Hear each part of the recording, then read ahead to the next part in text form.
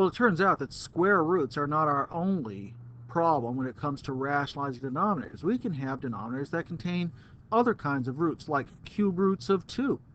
Again, this is not a rational number. We can only take the cube roots of perfect cubes that would give us a rational number. In this case, 2 is not it. So we might ask ourselves, well, what could we figure out that we could multiply by the cube root of 2 in order to eliminate the cube root? Well, recall that a cube root is the opposite of a cube. In other words, we have to find a number that when multiplied by itself 3 times give us the number under the root. And that should give us an idea right here, because I would have to then say I would want to multiply the cube root not just by the cube root of 2, right? It would have to be times the cube root of 2 more times. So I'd have to take the cube root of 2 squared to make that happen. Right? If it helps you to visualize this situation, we can see this cube root of 2 squared times the cube root of 2 as the cube root of 2 times the cube root of 2, right, times itself. So if we multiply in that extra cube root of 2, then we're getting 3 cube roots of 2 down here in that denominator. Okay? Don't forget your other rule, by the way, that says the cube root of 2 squared is the same thing as the cube root of 2 squared. Right? So now we're going to get 4, all right, that's the right color here, 4 times the cube root of 2 squared, which is 4, divided by the cube root of 2 to the third.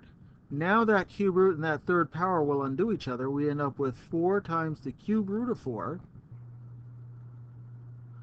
all divided by 2, and then we reduce. One more time right here, we note that 2 goes into 4 twice. So we end up with 2 times the cube root of 4 as the reduced or rationalized denominator form of this expression, 4 over the cube root of 2. All right, well, that seems easy enough. What would we have to multiply here in this next one? We've got 3 over the cube root of 2x squared. So what do we need to do? Well, another way of thinking about this cube root of 2x squared business is, well, what could we do? We could, if we had a cube root of 8, right, that would be nice. And if we had a cube root of x squared, that would be nice. So we're asking, well, what could we multiply times the cube root of 2x squared to get this expression? This should be a cube up here, right? If this were, because if it were 8x cubed, we'd have no problem down here in that denominator. So we're trying to figure out, well, what could we multiply here to make that happen? Well, if you're visualizing this, that means that since I have a cube root of 2, I need a cube root of 4 under there to make that happen.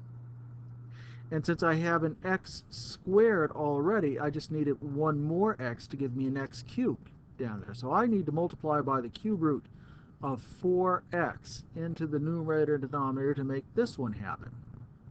So let's see what we get when I do that. I'm going to get 3 times my cube root of 4x in the numerator.